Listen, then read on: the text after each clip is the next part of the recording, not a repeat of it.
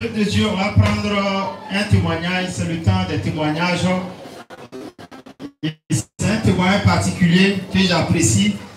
Un seul, ce n'est pas cette fois-ci un témoignage de satanisme, de sorcellerie, de franc-maçonnerie, mais un témoignage très puissant. C'est le frère Brice Eleka. Est-ce qu'il peut avancer? Le frère Brice Eleka va rendre son témoignage pour nous édifier. Pour ceux qui ne le connaissent pas, il fut champion de kickboxing en Chine. Est-ce qu'on peut acclamer le Seigneur Jésus-Christ? Et la particularité de son témoignage, peuple de Dieu, c'est que si plusieurs personnes avaient été dans son cas, c'est pas évident que ces personnes acceptent tous les avantages qu'il avait pour venir servir Dieu. Vous voyez, c'est un témoignage vivant. Souvent, les gens croient que ceux qui servent Dieu, ce sont des ratés. Ceux qui n'ont pas réussi, non, loin de là. Il avait un salaire d'environ 1 million.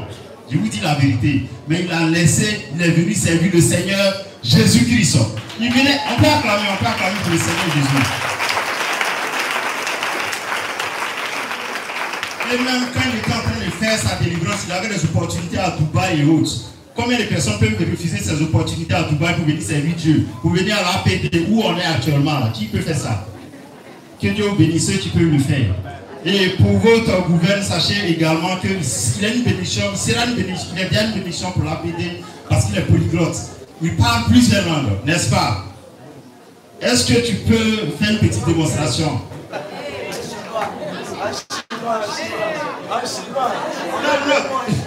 Il parle le chinois, l'italien, l'anglais et autres. Est-ce que tu peux me faire une petite démonstration? Shalom, shalom, peuple de Dieu. Je vais juste essayer de... Je vais me présenter d'abord. Je vais me présenter en français. D'abord, le témoignage que je rends, c'est pour rendre gloire à Jésus-Christ. Ce n'est ni pour moi, ni pour quelqu'un d'autre, mais c'est juste pour rendre gloire à Jésus-Christ. Voilà. D'abord, premièrement, je suis... mon nom, c'est Eleka. Mon prénom, c'est Brice. Je suis congolais de Brazzaville. Et avant, je faisais la boxe. Voilà, j'étais en kickboxing. Et j'ai eu des titres. Et je suis passé en MMA. Je ne sais pas si vous connaissez le MMA, c'est le combat qu'on fait dans les cages. Voilà. Et actuellement, j'ai tout laissé et j'ai donné ma vie à Jésus-Christ. On acclame pour le Seigneur Jésus-Christ. On acclame pour le Seigneur Jésus-Christ. Tu vas nous transcrire ça en chinois maintenant. On va aller d'abord pas à pas, je vais faire l'italien pour passer justement le message à d'autres qui comprennent aussi l'italien. Et buongiorno a tutti, mio cognome è Brice Eleka, il mio nome è Brice, vengo di Congo Brazzaville e adesso faceva la box e adesso ho mollato, ho dato la mia vita a Gesù Cristo. Voilà. Amen, c'est puissant, on acclame. En anglais, c'est ça? On y va en anglais. Okay, en anglais. Hello, brothers and sisters. My name is, my first name is Bryce, and my last name is Eleka. I'm from Congo Brazzaville, and before I was professional MMA boxer, and actually, I give my life to Jesus Christ. Amen.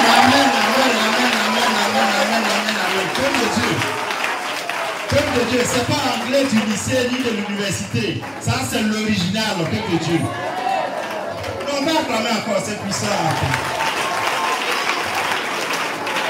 On y va en chinois. Okay. D'accord, je vais présenter son chinois. Donc, Kajahao.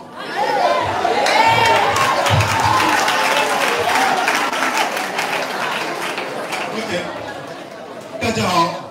我的名字是 Eleka， 我来自干部部。我之前的工作是做传奇的。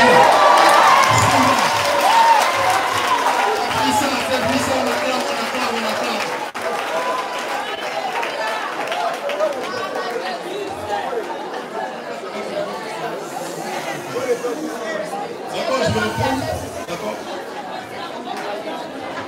D'accord, je me présente en chinois, comme il y a un peu du bruit. Voilà. C'est test. 大家好，我叫 Eleka， 我来自干部部。我之前的工作是打拳的，我是 MMA 打拳的，我是关节 Shenza Wolikaila, Opa Wosen, Senta Sansi Yesu, Opa Washero, Geyesu. C'est le Gaza. Seigneur Jésus.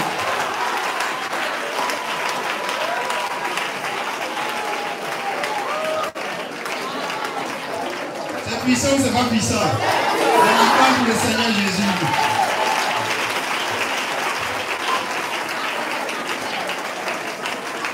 En fait, tel que Dieu, c'est là la puissance de l'évangile. Il était venu en Afrique de l'Ouest juste pour faire du tourisme.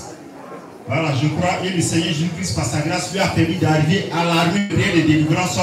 Et il a décidé de rester pour servir le Seigneur Jésus-Christ. Mais c'est là qu'on voit aussi la puissance du Seigneur Jésus-Christ de l'évangile. Quand il était venu, quelqu'un qui a fait la bosse, tout naturellement, il avait les dragons. Et surtout, c'était un fin bagarreur. Je crois qu'il nous a menacé, nous tous ici. Aujourd'hui, le Seigneur est en train de le transformer. Le Seigneur est en train de le transformer. Et il y a un amour vraiment rare pour le Seigneur. C'est vrai qu'on parle de Jésus, mais chaque fois que je parle on échange sur l'évangile, la parole de Dieu. Mais il dit, docteur, moi je peux tout faire, je ne peux jamais rater le ciel. Mais c'est-à-dire, c'est rare d'entendre des gens parler de la sorte au fait. C'est-à-dire, il est vraiment amoureux du Seigneur Jésus-Christ. Le soir, il fait ses recherches, il rédige ses messages, il vient me montrer, voilà. Il trouve que c'est vraiment mature de sa part pour quelqu'un qui vient de rencontrer le Seigneur Jésus-Christ. Le paradoxe, c'est quoi? C'est qu'il n'a jamais foulé une seule église avant d'arriver à l'armée de prière et de délivrance. Ou bien, du moins, avant d'arriver en Côte d'Ivoire. Il faisait la boxe. Et contrairement à ses amis qui étaient dans les pratiques occultes, lui, il n'a jamais fait de pacte, ni de lien, ni d'adoration. Dis, waouh, ça c'est rare ça. Quelqu'un qui fait le sport sans faire des pratiques occultes. Est-ce que tu peux nous expliquer un peu comment tu es rentré dans le sport et quel était ce mode de train de vie? Comment tu vivais dans la débauche à un certain niveau? Et comme il a dit, c'est pas pour servir d'exemple. Toutes les races, il a eu des femmes en grippe, des copines dans toutes les races qu'on peut imaginer, que ce soit des Américaines, des Anglaises, des Espagnols, des Italiennes, des Portugaises, des Philippiennes. Aujourd'hui, le Seigneur Jésus-Christ sort par sa grâce, lui a permis de rester là et il vient de faire sa dot. Est-ce qu'on peut acclamer pour le Seigneur Jésus-Christ?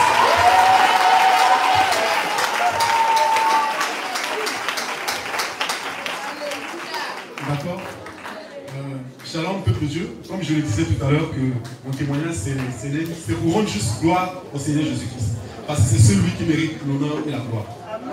Ce n'est ni pour moi, c'est juste pour passer le message à quelqu'un qui était dans la même situation, qui est actuellement peut-être dans la même situation que moi, qui va lui permettre de sortir de ça.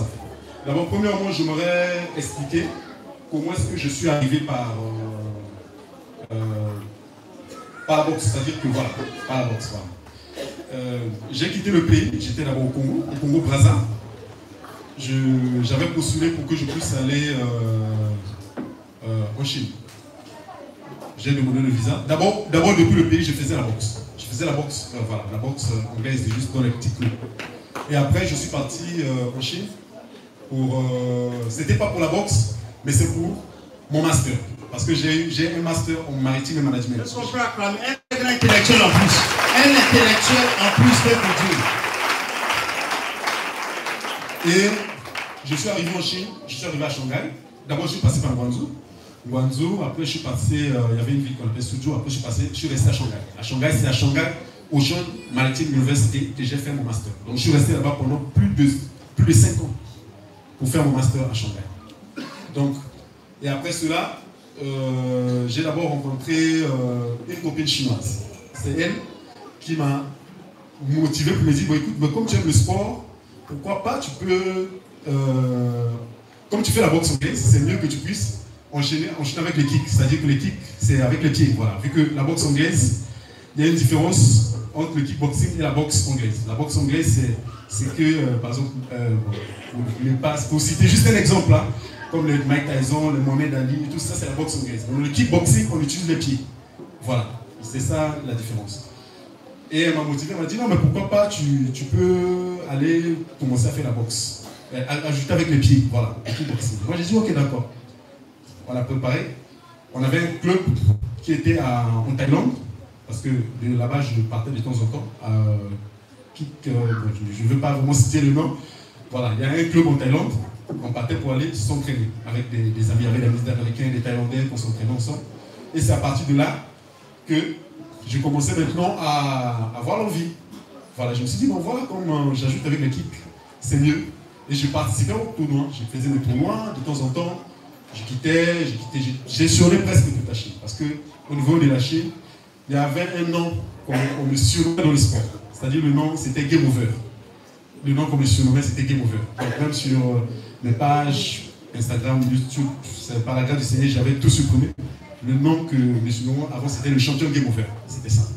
Voilà. Donc j'ai participé à des tournois. Voilà, kickboxing, j'ai eu à faire beaucoup de choses.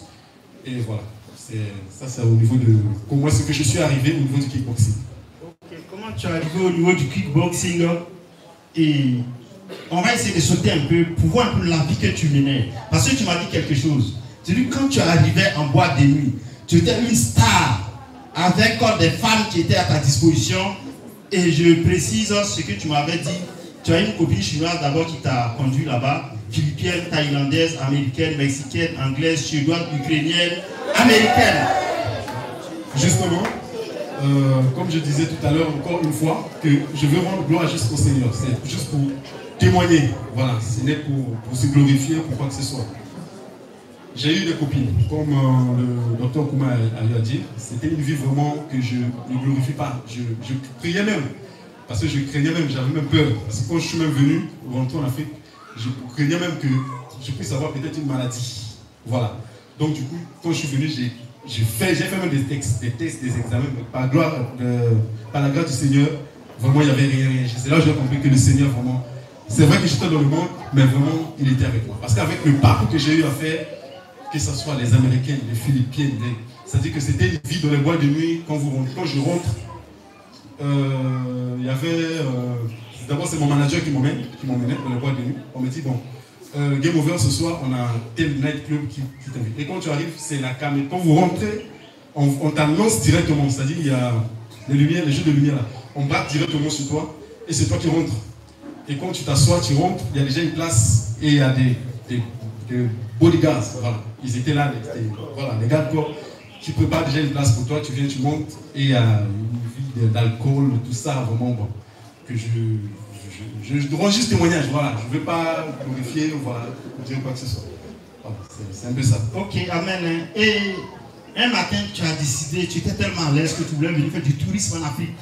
N'est-ce pas? Tu as dit au Sénégal, et du Sénégal, tu as vu en Côte d'Ivoire. Explique un peu ce pays. Justement,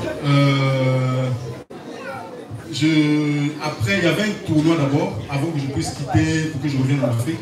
J'avais un dernier tournoi que j'ai eu à faire, qui a été organisé par un acteur vraiment bon. Tu peux dire son nom. Voilà, c'était Jackie Chan qui avait organisé le tournoi. Et j'étais la seule personne qui a été retenue dans le tournoi. C'est-à-dire que mon manager m'a contacté, il m'a dit bon, il y a Jackie qui organise un tournoi. J'étais l'unique noir qui a participé dans ce tournoi-là. Il y avait des Américains, mais j'étais l'unique noir qu'on avait pris pour participer. Dans ce tournoi, on a combattu pendant 3 jours. C'est-à-dire qu'il fallait combattre, tu combats aujourd'hui, tu combats demain et tu combats le lendemain. Donc le même jour, et 3 jours d'affilée de combat. Parce qu'on avait 5 jours de combat et donc tu finis. Le champion devait avoir, l'autre là, il devait participer à un film avec Jackie Chan et faire des trucs. Bon, j'ai participé à ce tournoi, j'ai participé et le premier jour c'était bon. Le deuxième jour, j'avais rencontré un Brésilien. Un Brésilien, c'est cette partie-là que je voulais expliquer. Ce Brésilien, c'est-à-dire le premier jour, j'ai combattu avec un Chinois. Je l'ai battu. Le deuxième jour, c'était avec un Brésilien. Non, c'était un Thaïlandais. C'était un Thaïlandais. Ce Thaïlandais-là, il a fait quelque chose que jusqu'aujourd'hui, quand j'expliquais ça même à mon manager, il ne croyait pas. Qu'est-ce qui se passe? Déjà, dans le monde où j'étais déjà avec le sport, déjà, je ne pouvais pas, c'est-à-dire quand je suis dans la cage, en plus c'était un combat au MMA que j'ai organisé. C'est-à-dire le combat qu'on fait dans la cage là. Voilà. Voilà, on ne sort pas, on bloque la clé, voilà, il n'y a que vous et l'arbitre. Si l'autre, soit tu le mets KO, soit il abandonne. Voilà, il n'y a que ça. Donc il y a beaucoup de choses que je ne conseille pas vraiment les gens à pratiquer ce sport-là, parce que c'est le sport le plus dangereux au monde. Ça n'a rien à voir avec le rugby ni avec la boxe. Le MMA, c'est vraiment dangereux. J'ai eu des amis qui ont eu à perdre les dents, les pieds, tout ça, beaucoup de choses. Voilà. Et ce jour-là, qu'est-ce qui s'est passé? Le deuxième jour, on était tous dans un même hôtel. Le Chinois, le Brésilien et le Thaïlandais là. Au premier round, il a fait quelque chose vraiment de bizarre, que jusqu'à aujourd'hui, moi-même, je ne comprends pas. Il était au moins à quelques mètres. C'est-à-dire, moi, à l'époque, c'est vrai qu'il n'y en a plus, j'ai tout laissé. Mais, ben voilà, j'ai tout laissé, hein, en tout cas, je suis un peu de... Il était juste à quelques mètres de moi. Je savais qu'il devait venir en grappling. En grappling, c'est-à-dire qu'il devait venir au sol, c'est-à-dire m'attaquer par le sol. Je le vois, j'ai dit, bon, je sais qu'il va venir en grappling. Déjà, c'est un Thaïlandais. Je calcule déjà, je sais que c'est un Thaïlandais. Il est fort en petit point. Donc, il ne peut pas quand même facilement m'attaquer au sol. Ça m'étonnait quand même. Je garde ma distance au moins à quelques mètres. Il ne pouvait pas déjà venir rapidement parce que je me déplaçais très vite. Quand je suis dans la cage, très vite que tu n'avais pas le temps de m'avoir. Et donc, je me déplace très vite. Et subitement, qu'est-ce qui s'est passé? Il a disparu. Je dis bien, il a disparu. Il est venu me donner un crochet et je suis tombé. Quand je me réveille, on a déjà arrêté le match. Non, c'est que, comme je dis franchement, ce que je dis, ça n'a rien. C'est la magie au fait. J'ai eu à participer à beaucoup de tournois. J'ai fait beaucoup de tournois. La plupart, que ce soit la plupart même des lutteurs, ce sont des lutteurs qui sont ici au Sénégal. La plupart des amis qui sont même, certains amis qui sont au niveau de l'UFC, tout ça, je me connaissent quand même. Je n'ai jamais eu un moment où quelqu'un, c'est-à-dire un combat, où j'ai pu expérimenter ça. C'est-à-dire que la personne était en face, l'adversaire était en face de moi. Il disparaît, il me donne un crochet. Déjà, par rapport à la distance, même à ses déplacements, je pouvais dire les gars, il ne pouvait même pas m'avoir. Je ne pouvais pas m'accepter à recevoir un crochet facilement comme ça. Surtout que c'était un combat, un tournoi où je savais qu'il y avait, à la fin, il y avait Jackie Chan qui avait organisé. Donc, il disparaît, il me donne le crochet, je me relève. J'ai dit à mon manager à la fin, j'ai dit, le mec là a disparu, il m'a donné un crochet. Le manager me dit, non, tu n'as pas pu, comment tu as pu te laisser comme ça, c'était trop facile, en plus c'est un crochet qui vient facilement comme ça, juste avec le déplacement ou la garde, c'était facile, ça c'était rien. J'ai dit, il avait disparu, il est venu m'a donner un crochet, un Thaïlandais. Et on me dit non, j'ai demandé à mon manager s'il pouvait refaire la partie, c'est-à-dire en reboot, pour voir un peu comment est-ce que... Et quand je vois sur le coin, je le vois, il se déplace justement, il vient me donner un crochet. Moi je dis non, c'est pas comme ça que ça s'est passé. Moi je l'ai dit depuis qu'on a eu à faire des combats avec toi, moi je t'ai jamais dit ça. Je t'ai jamais dit ce genre de cours. Je t'ai jamais dit que non, il y a quelqu'un qui m'a fait ceci. Si je te dis que le gars a disparu, je te dis bien qu'il a disparu, il est venu me donner un crochet et je suis tombé.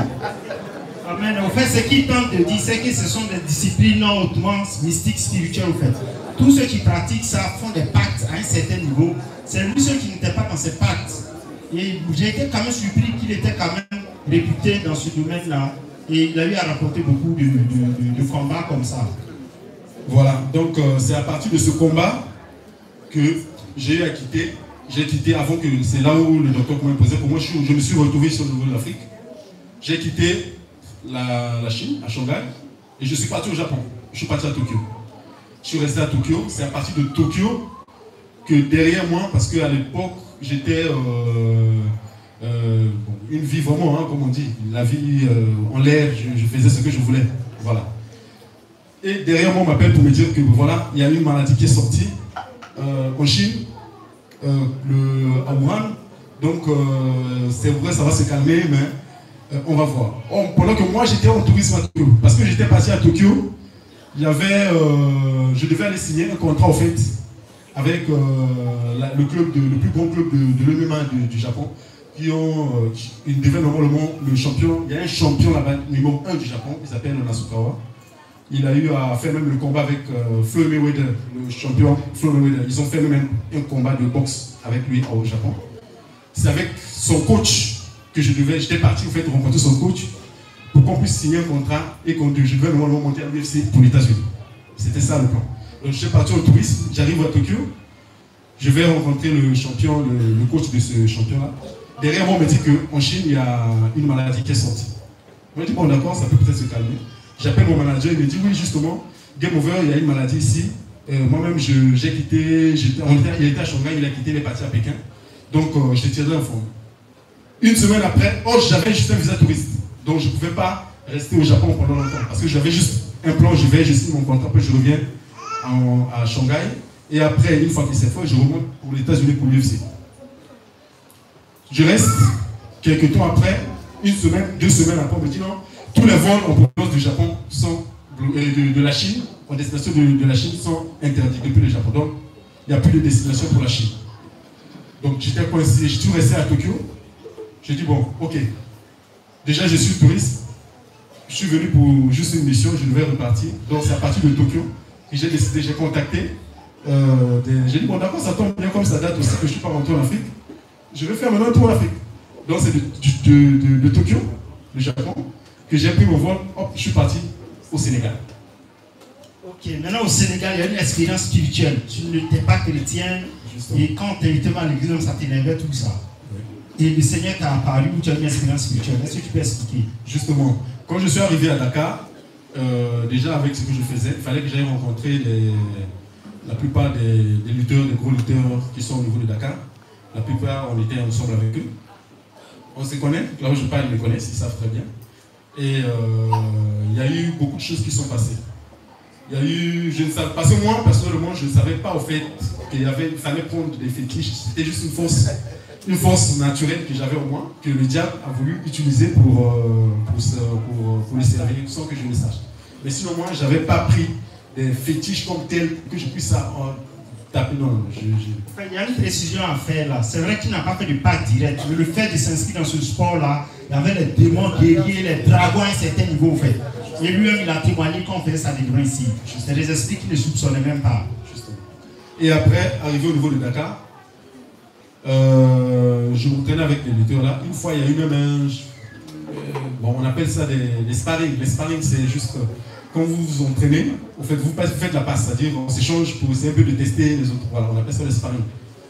Avec un des champions du Sénégal, il est vraiment connu aussi. On s'entraînait avec lui. Le lendemain matin, je suis tombé malade pendant 3 jours. Je suis tombé malade, c'est-à-dire malade, je pouvais mourir. Je n'ai pas compris vraiment ce qui s'est passé. Parce que ce qu'il dit est que là-bas, eux, ils ne cachent même pas leur fétiche. C'est-à-dire vis-à-vis, ils se malaxaient les produits, ils savent très bien. J'ai été là-bas et je sais que je rends gloire au Seigneur. Et la vérité, elle est bonne à dire. Moi, je dis que la vérité. Je dis que la vérité.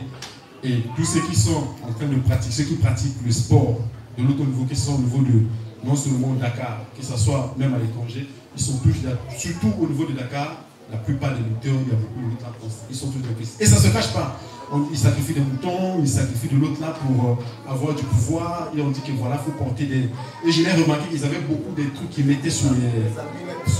Ils avaient beaucoup de trucs qu'ils mettaient sur eux. Moi, je ne comprenais pas. Je me dis, mais les gars là, c'est pour ça, vous le voyez, ils sont tous comme ça.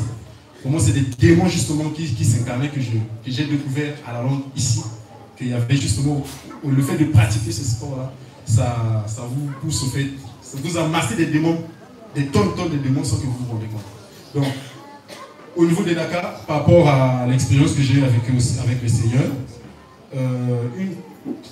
c'était un soir après, une semaine après, quand on a eu à faire ce sparring avec ce champion-là, je dormais, je me retrouve dans un avion, en haut, on me projette depuis là-haut. On me projette. C'était la première fois que je faisais ce genre de rêve. On me projette, je vais tomber sur une terre. C'était comme des herbes séchées qu'on avait déjà coupées. Il restait juste parce qu'on puisse couler. C'était une étendue vaste que je ne comprenais même pas. Je suis tombé dessus. Donc, de l'avion, on m'a projeté. Quand je viens tomber, je suis tombé autour des lions. Il y avait des lions. Ce n'était pas des lions, hein, des mâles. C'était des lions carrément. Des lions, je suis tombé. Et quand je tombe, je me réveille, je vois, oh, mais c'est des lions. Et je vois à côté, il y avait un conteneur de couleur bleue. Bleu un peu comme la chaise. Bleu, un conteneur de 20 pieds. C'est-à-dire, le rêve, j'ai encore ça en tête parce que je précise carrément, on détaille même comment était le rêve. Un conteneur de 20 pieds qui était là. Et pendant que je tombe, une lionne a sauté, elle a voulu me mordre sur le pied. Je saute. J'avais maintenant une force que je pouvais sauter ici la même chose. Je saute, je vais monter sur le conteneur. Pendant que je saute, mon pied droit était devant, l'autre gauche était derrière. Une lionne a sauté et m'a mordu au niveau du pied ici, en bas. Elle m'a mordu au niveau du pied. Quand elle m'a mordu, je vois un ange quitter le ciel. Un ange quitter le ciel. Il est venu s'interposer entre moi et la lionne. Il m'a tenu par la main gauche parce que c'était comme ça. C'était comme ça. C'est-à-dire j'ai même les détails même du songe. C'était comme ça. Il m'a tenu comme ça là. Et on se regardait. Et il m'a soulevé. On commençait à se relever avec lui sur l'espace. Et il est parti me déposer à côté. Et la lionne, le conteneur est resté ici. La lionne là était restée à quelques mètres. Et il m'a déposé. Je le voyais, il était rayonnant. C'est-à-dire tout son corps. C'est-à-dire l'habit, il était tellement comme de la neige. C'est-à-dire très blanc. Ses yeux, tout son corps était blanc. Même son habit, c'est comme si c'était un habit qui a été cousu, qu'on a fait rentrer dans son corps. Je ne sais pas comment ils ont fait. C'est-à-dire c'était tellement. Voilà. C'est-à-dire un habit qu'on a fait cousu. Je regardais, et il m'a tenu comme ça. On se regardait comme ça. Il me regardait. Et après, il m'a déposé. Et il me dit. Il m'a parlé en français. Il me dit, Brice, tu veux aller au ciel? Moi j'ai dit, oui, je vais aller au ciel. Il me dit une chose, éloigne-toi du péché. Quand le mec me dit, éloigne-toi du péché, je vois 3 autres sont descendus du ciel. 1, 2, 3, avec lui ça faisait 4. Donc je parlais qu'avec lui, les autres sont descendus derrière. Ils étaient à 3. Et avec lui ça faisait 4. Et subitement, il y a un petit poteau. Tu vois, vous voyez le poteau qu'on fait, qu'on joue au ballon là. Un petit poteau qui est apparu. Il me dit, prends ton pied, mets ça sur ce poteau-là. Ça, c'est dans le rêve toujours. Je veux prendre ce pied-là, je soulève. Déjà, un petit poteau, ça, c'était tellement très bas. Je prends, j'essaie de soulever, je ne pouvais même pas soulever mon pied pour mettre. Moi, je lui ai dit, bon, c'était tellement étonnant. J'ai dit, bon, quand je me bats, je tape souvent avec 2 pieds. C'est-à-dire que je peux taper avec ce pied, je tape aussi avec ce pied. Comme je n'arrive pas à soulever ce pied, je veux soulever avec ce pied gauche. Je prends le pied gauche, je veux soulever. Je n'arrive même pas à mettre mon pied sur lui. Et les 3 autres anges qui étaient derrière m'ont dit, ils ont bougé, ils ont dit, il n'est pas encore prêt. Ils ont dit, il n'est pas encore prêt. Et après, dès qu'ils ont dit ça, lui, celui qui était avec moi, il ne m'a pas donné son nom, ni quoi, il m'a dit, si tu veux aller au ciel, éloigne-toi du péché. Et après, je me suis réveillé. Et quand je me réveille, le lendemain matin, la lionne qui a failli me mordre, qui m'avait mordu sur le pied quand je sautais sur le conteneur, la douleur, là, j'ai reçu ça physiquement. Physiquement, ça m'a fait 4 jours. Je suis parti dans la pharmacie. Même mon doigt, exactement là où la lionne m'a mordu. Physiquement, j'ai senti ça. Donc, c'est à partir de là que j'avais décidé, je dit, bon, cette fois-ci, je dois quand même chercher à la face de Dieu pour... voilà. Amen. Est-ce qu'on peut acclamer pour le Seigneur Jésus? Quelqu'un qui menait une vie de débauche, de dépravation, d'impudicité à un certain niveau. Il a fallu que le Seigneur Jésus lui-même déploie des grands moyens pour l'amener à chercher sa face. Et à partir de là, je crois que tu es venu à Abidjan et tu as même été dans une église. J'ai vraiment apprécié ta réaction, il a été violent. C'est-à-dire qu'il était dans une église où il n'y avait pas la sanctification, où il n'y avait pas le dépouillement. C'est vrai qu'il n'écoutait pas. En Chine, tu écoutais les messages de la nuit des prières. Justement, il y a une partie qu'on a eu à sauter. Au niveau de la Chine, je regardais en fait les prières. C'était le témoignage de la prophétesse évangéliste Ludwig. Est-ce qu'on peut acclamer pour le Seigneur Jésus-Christ? Depuis la Chine, quand on parlait évangéliste jusqu'en Chine. Je suivais ça, mais après je ne m'occupais pas, je me disais, bon, c'est les histoires de Dieu là. Après le lendemain, je partais avec mon manager, il me disait, bon écoute, game over, on a des tours, ok d'accord, les histoires de Dieu là, je ne suis pas dedans. Ça c'est les histoires. Ouais. Mais je me réponds que le Seigneur me pardonne pour cette réaction parce que j'étais ignorant, justement je ne savais pas. Et voilà. Amen. Donc quand il est arrivé en Côte d'Ivoire, il cherchait une église, mais naturellement ne supportait pas une église où il n'y avait pas la sanctification. Et même il a atterri dans une église. Et même il a eu à évangéliser cet homme de Dieu là qui est réputé, on n'a pas dit son nom. Est-ce que tu peux expliquer un peu? Justement, non, on n'a pas dit le nom. Justement, heureusement que Dr Kouma me retient pour dire que ne pas dire le nom. Sinon pour moi je devais dire le nom. Parce que je dis, moi on dit la vérité parce que je ne veux pas que le Seigneur puisse me réprimander en disant que dans 2 matins, je t'avais envoyé là-bas, tu n'as pas fait. Mais bon, comme l'autorité de Dieu est là, on respecte, je ne vais pas dire le nom. Si c'était que moi je disais le nom correctement et proprement.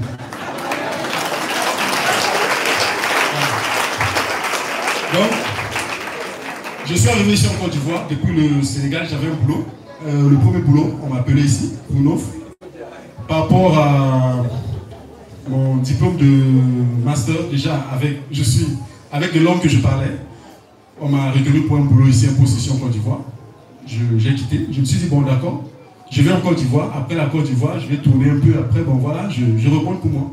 C'était ça, juste mon plan. Il était de transit en Côte d'Ivoire. Après la Côte d'Ivoire, il retournait en Chine, c'est ça? Justement. C'était ça, le plan.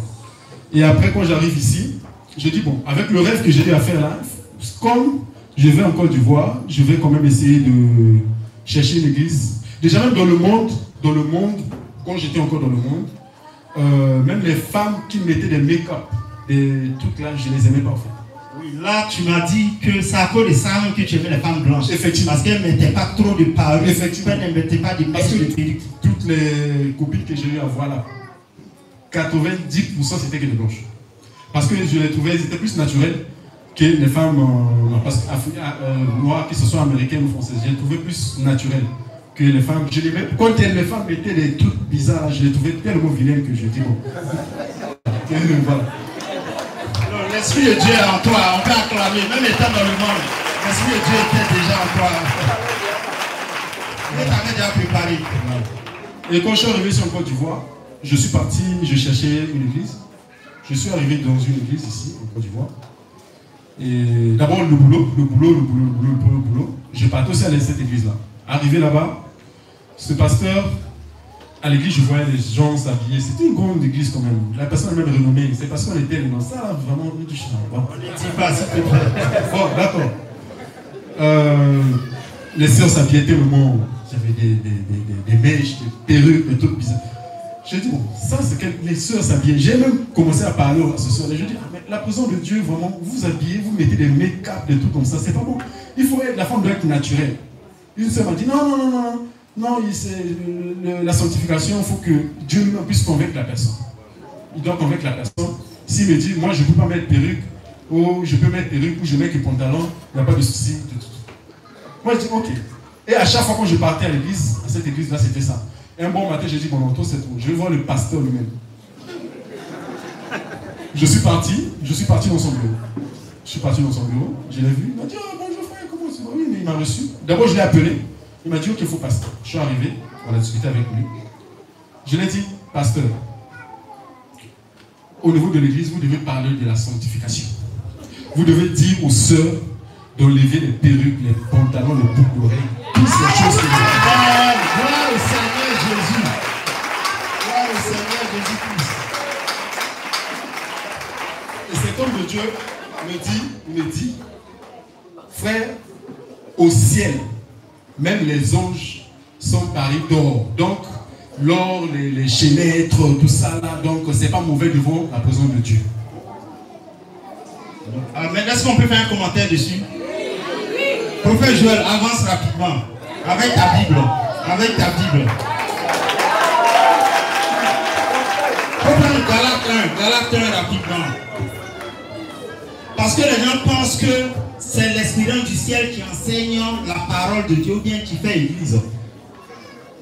J'en ai parlé avec un frère, une soeur également. Elle dit, mais je suis un homme de Dieu. Il a déjà visité le ciel 2 fois, 3 fois. Il dit qu'au ciel, c'est les bijoux. Les anges, bon, Dieu dit au ciel, il y a des lois et autres. J'ai dit, non, le Seigneur Jésus lui-même nous a dit, et l'apôtre Paul a dit, même si un ange venant du ciel, l'ange habite tout ça. Il est créé au ciel, il habite au ciel. Toi, tu as fait 2 jours, même peut-être 30 secondes au ciel, tu as venu transformer l'évangile du Christ. Voilà ce que Galates 1, verset 6 à 8. 6 à 8. Oui. Il dit la parole de Dieu par sa grâce. Je m'étonne que vous vous détourniez si promptement de celui qui vous a appelé par la grâce de Christ pour passer un autre évangile. Continue. Non, pas qu'il y ait un autre évangile, mais qu'il y ait des gens qui vous troublent et qui veulent renverser l'évangile de Christ. Voilà, il dit qu'il n'y a pas plusieurs évangiles, mais c'est qu'il y a eu des trompeurs. Des gens qui sont troublés pour renverser l'évangile du Christ.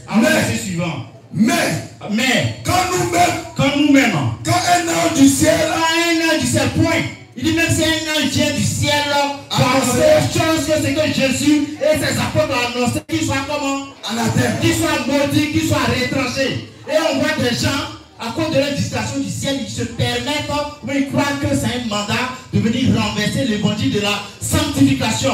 On se demande quelle Bible ils lisent au fait. Un an, c'est pas lui qui va enseigner l'évangile, encore une expérience du ciel. C'est pas fini, va au verset suivant. Au verset 9. Nous l'avons dit précédemment, et je le répète à cette heure. Si quelqu'un vous annonce un autre évangile que celui que vous avez reçu, qu'il soit anathème. Il dit nous-mêmes les apôtres là, si on vient annoncer un autre évangile que ce que le Seigneur a annoncé, que nous avons expliqué ou développé, qu'il soit maudit. Anathème, ça dit maudit, retranché. C'est-à-dire que ce n'est pas l'onction qui enseigne l'évangile, c'est la parole, c'est la Bible là qui enseigne. Donc toute expérience du ciel qui n'est pas concordante avec la Bible est un évangile de Satan, c'est un évangile de démon, c'est un évangile satanique. Parce qu'ils sont pleins comme ça. J'ai écouté tout le monde avec le pasteur Théo. Il dit moi j'ai visité le ciel, il y a telle chose, la sanctification c'est dans le cœur. Mais j'ai failli pleurer. J'ai failli pleurer. Les mêmes apôtres qui ont prêché la grâce, c'est eux-mêmes qui ont dit à Dieu ou décemment que la femme et les semaines qui conviennent à la sainteté. Les mêmes qui ont expliqué la grâce, c'est eux-mêmes qui ont dit que ton corps appartient à Jésus, tu ne peux pas faire n'importe quoi avec. Les mêmes qui ont développé, expliqué la grâce, c'est les mêmes qui ont dit que tu dois tenir ton corps dans la sainteté et l'honnêteté parce que c'est la maison du Saint-Esprit. C'est pas compliqué. 2 Timothée 4, verset 3 nous le dit clairement. Car il viendra un temps où les hommes ne supporteront plus la saine doctrine, mais ayant la démangeaison d'entendre des choses agréables, ils se donneront une foule de doctrines selon leur propre désir. Ils vont détourner leur oreille de la vérité pour se tourner vers les fables, vers le mensonge, vers ce que leurs oreilles ont envie d'entendre. Donc c'est pas nouveau. Et les Job 20, verset 5 nous dit quoi? Tout ce qu'on voit aussi, on ne doit pas reproduire ça sur la terre. Le modèle que le Seigneur Jésus nous a montré, c'est dans 1 Thessaloniciens, Philippiens 2, verset 4. Voici les sentiments qui animaient Jésus. De Dieu qu'il était, il s'est fait homme, il s'est fait serviteur des hommes. Il s'est dépouillé lui-même. Suivez cet exemple. Jésus, quand il monte au ciel, il devient Dieu. C'est pourquoi même l'apôtre Jean, sur qui Jésus mettait son épaule, Jésus mettait son épaule, quand son sein, quand il l'a vu ressusciter, il est tombé mort raide. Il est tombé comme mort. Jésus, homme, n'a rien à voir avec Jésus glorifié. Le ciel n'a rien à voir avec la terre. Et le modèle qu'on doit suivre, c'est le modèle d'humilité, dépouillé de tous les ornements, de toutes les parures, de la sirène. Donc voilà ça. Il a essayé de raisonner, de ramener ce pasteur-là à l'authenticité, à le véritable évangile. Il dit non, parce que d'après lui, des gens ont visité le ciel, il peut venir réécrire l'évangile. Tu as dit qu'un ange enseigne l'évangile, mais un ange peut venir fabriquer une religion. Et je crois qu'il y a une religion qui a été créée sur la base des révélations d'un ange. Et Dieu veut nous garder de cela. S'ils lisaient la parole, ils allaient savoir que c'est un enseignement ou une religion démoniaque. Aucun ange ne peut venir donner une autre fondation à l'évangile que Jésus a bâti et que ses apôtres ont arrosé. Non, on peut acclamer quand même, on peut acclamer. Voilà, donc c'est à partir de là, quand je l'ai dit ça, le pasteur m'a dit que, voilà, comme je disais tout à l'heure, qu'au ciel, il y a des anges qui s'habillent en or et tout ça, donc c'est pas interdit pour lui que les sœurs, c'est pas un péché que les sœurs puissent mettre les make-up et tout le reste. Et c'est à partir de là, j'ai dit bon, je dois quitter cette église. J'ai quitté, je priais maintenant à la maison. Je suis resté à la maison, à partir de la maison, je me suis rappelé, j'ai dit, bah, attends, il y avait, en fait, je suis en Côte d'Ivoire, oui, en fait, je suis en Côte d'Ivoire. Il y a le témoignage d'une sœur que je voyais en Chine. Le témoignage là, bon, je vais chercher d'abord sur YouTube. C'était quoi? J'ai tapé le nom sur YouTube, j'ai tapé pour chercher, je n'ai pas trouvé. Et un bon matin, je me réveille, je partais au boulot. Le matin, quand je reviens le soir, pardon. Je vois sur YouTube, il y a des témoignages qui s'affichent directement sur. Parce qu'il y avait la page que j'avais tapée. Et je vois le témoignage de. Je vois l'évangéliste en train de prêcher sur une chaîne YouTube. Après, je vois, j'ai dit, attends, mais c'est pas l'église là en fait que je cherchais. Et tout. Et quand je rentre en bas, je rentre encore en bas, je tape le nom de l'église, je regarde et je retrouve encore le même témoignage de la prophétesse, l'évangéliste Ludwig que je voyais. Et j'ai vu le numéro qui s'affichait. C'est comme ça que je me suis intéressé à l'appeler. J'ai appelé. Je suis tombé sur la première fois quand j'ai appelé, il n'y avait personne qui répondait. J'ai attendu 2 jours après. Quand j'appelle, je tombe sur, je pense que c'était l'évangéliste lui-même. Il me dit, on est en prière, je te rappelle le soir. Ah, ok. Or, je ne savais même pas que l'église était justement à côté de chez moi. Donc, en fait, il habite plutôt, c'est ça? Justement, juste. Non, loin du golf, là, juste là. Loin du golf, voilà. Non, juste non loin du golf à côté. Voilà, ok. Voilà. À pied, une pointe de ici. Voilà. Donc, du coup, je me suis dit, bon, j'appelle. Quand j'appelle, il me dit, oui, je suis. On a un culte, vous pouvez passer. Le jour suivant, quand j'appelle, il me dit, vous pouvez passer, venez à la délivrance. On est situé en face de l'ambassade de Chine. L'ambassade de Chine, vous pouvez passer, comme ça, on va se voir. Donc, j'ai dit, d'accord, j'ai tapé sur Google, je regarde, je cherche, je regarde, je dis, l'ambassade de Chine, c'est juste à côté ici. Je dis, comment ça? C'est juste à côté de chez moi ici, en fait. Je sais pas. Et c'est à partir de là que je suis venu. Quand je suis venu, j'avais encore. C'était un dimanche même. C'était un dimanche. Je suis venu et après le culte, je suis monté. J'avais encore ma coiffe du monde là. J'avais. Comme pendant. Quand tu vois beaucoup, ceux qui sont à l'étranger savent quand c'est l'hiver, l'hiver tape trop au niveau des cheveux dans la tête, ça rentre tellement dans la tête. J'ai laissé beaucoup de cheveux pour éviter que l'hiver puisse me frapper à la tête. Et je faisais des coiffes bizarres sur des trucs un peu. Voilà. Et quand je suis arrivé, j'arrive après le culte, je suis parti voir l'homme de Dieu, l'évangéliste. On a discuté, il m'a expliqué, il m'a fait comprendre que voilà, je me suis présenté d'abord. Il m'a dit que voilà, vous avez une grande mission, il faut venir ici. Le Seigneur lui-même, honnêtement, comme je l'ai dit, hein, je vais le dire la vérité, ce n'est ni l'évangéliste, ni quelqu'un qui m'a convaincu pour que je vienne servir le Seigneur. Amen. C'est le Saint-Esprit qui m'a convaincu.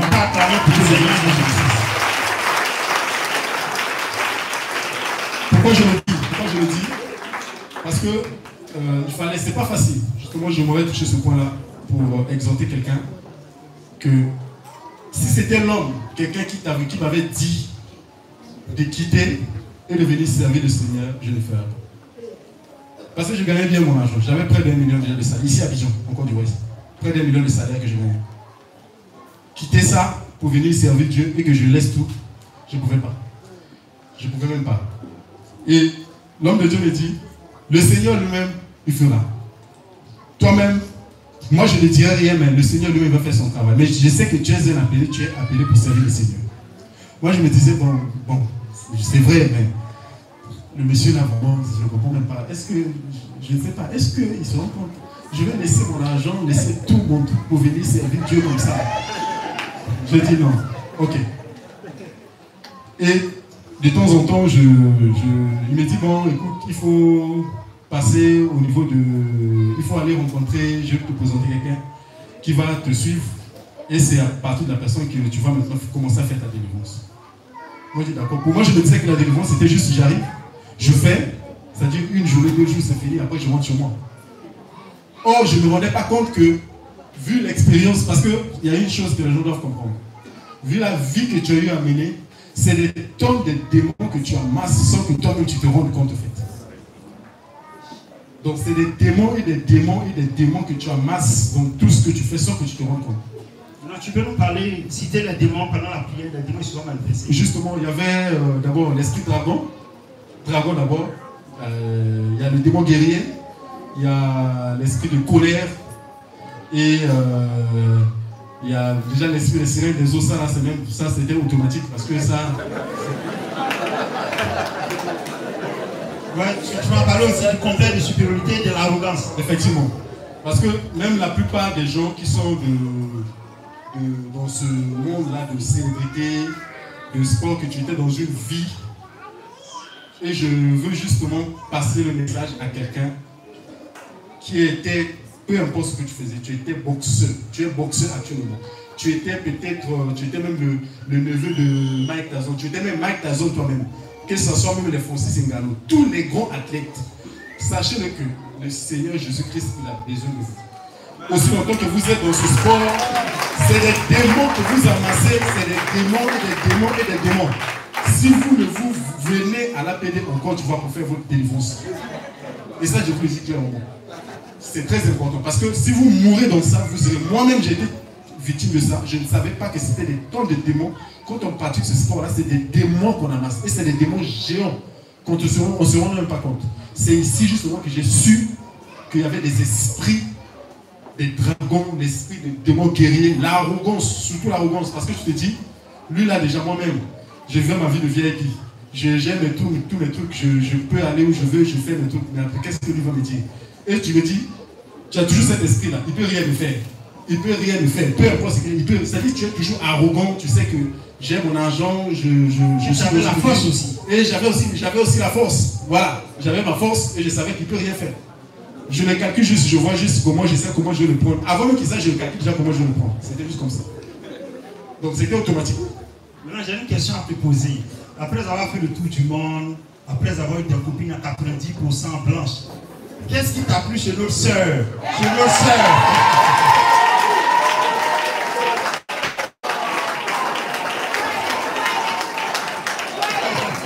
Bon, ok, on va sauter cette question.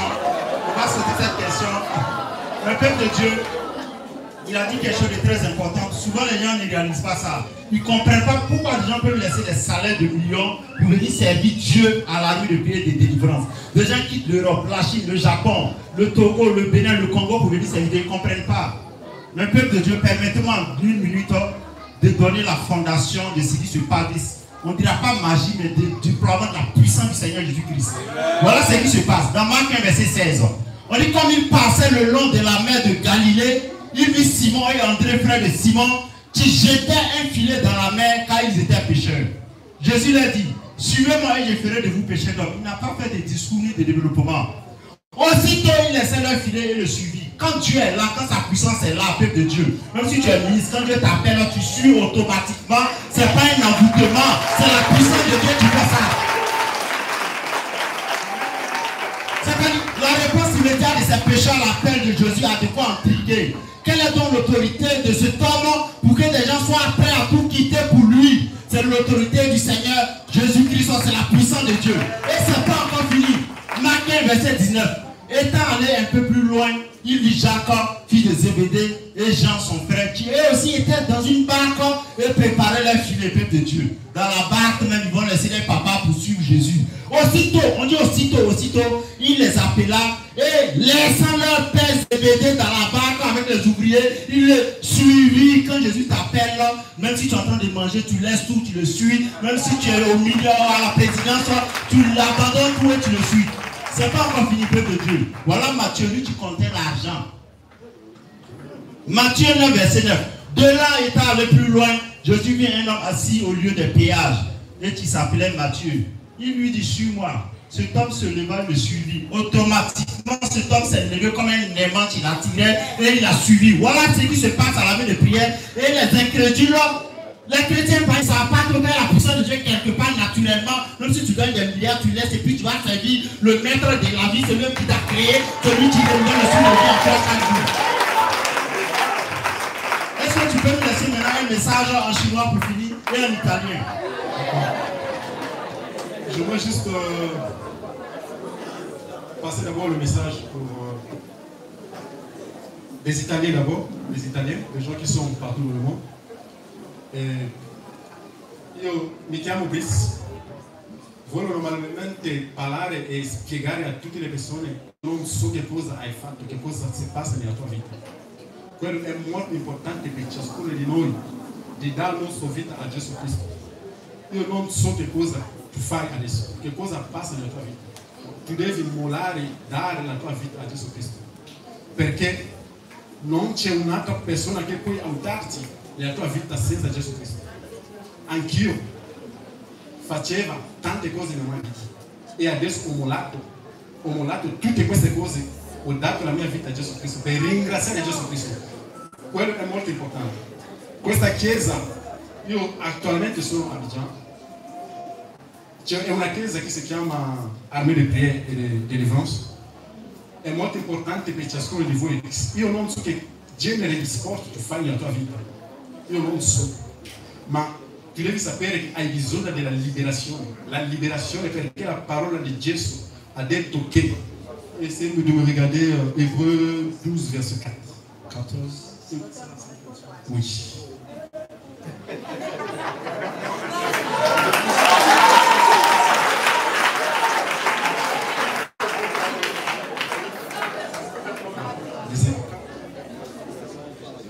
Hébreux 12, cherchez la traduction. Hébreux 12, verset 14. Recherchez la paix avec tous et la sanctification sans laquelle personne ne verra le Seigneur. Voilà. Ha ascoltato questa parola? È una parola, è la Bibbia, non è io che ho parlato, è la Bibbia. Cerca la pace con tutti e anche la santificazione. Senza la santificazione nulla può andare nel cielo, quello è molto importante per ciascuno di noi. La santificazione in Gesù Cristo. Dà la tua vita a Gesù Cristo, fratello mio, amico. Io non so dove tu sei. Perché senza Gesù Cristo possiamo niente fare. Ti ringrazio troppo, fratello mio. O una persona chiama il nostro numero di telefono, è molto importante.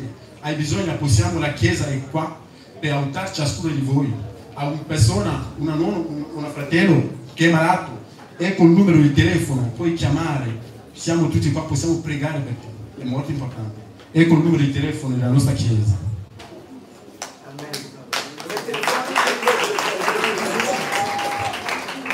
07 49 24 8992. Ripete ancora. 07 49 24 8992. Allora tu devi aggiungere 225 dall'inizio del numero di telefono, è molto importante. Est-ce qu'on peut acclamer pour le Seigneur? Est-ce qu'on peut acclamer? C'est puissant. C'est puissant. Quello non è che io, come l'ho detto, che non è facile anche di vivere questa vita, di mollare tutte le cose, anche di seguire il cammino di Gesù Cristo. Ma tu devi sapere che io non so che cosa hai fatto, Gesù Cristo ha bisogno di te. E ci sono tante persone qua che possono aiutarti anche di essere liberato. La liberazione, vi avete bisogno della liberazione. La liberazione è molto importante per ciascuno di voi. Grazie mille a tutti. Amen. Est-ce qu'on peut acclamer? Est-ce qu'on peut acclamer? C'est puissant. On va chinois, bien c'est bon. On chinois. Le connu va chinois.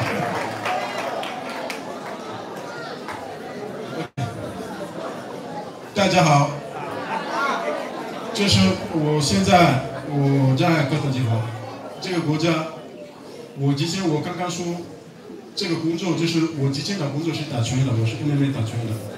现在我告诉你们，我不知道你现在在哪个国家的，你在哪个地方？我跟你说，这个非常非常重要，大家。你是住的，你住在美国，你在法国，你在英国，你全部地方你在住在哪里？你想知道，你需要相信耶稣，除了耶稣，没有别人可以帮你。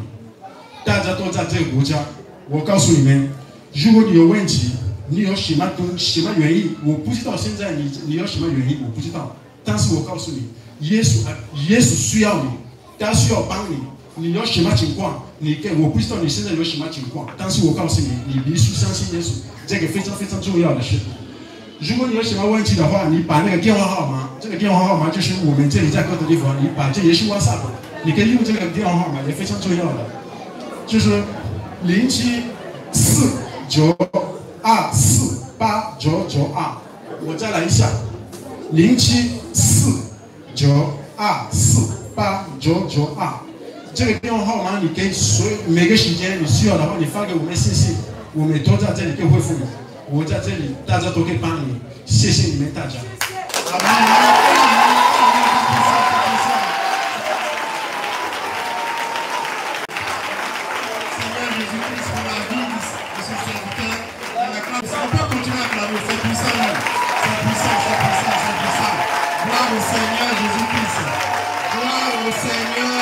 Jésus-Christ. Peuple de Dieu, il est prêt véritablement à partager, à nous enseigner le chinois et l'italien également. Je crois qu'il y a un problème d'espace pour le moment. Et avec l'accord de l'évangéliste, je suis son premier élève. Que Dieu te bénisse.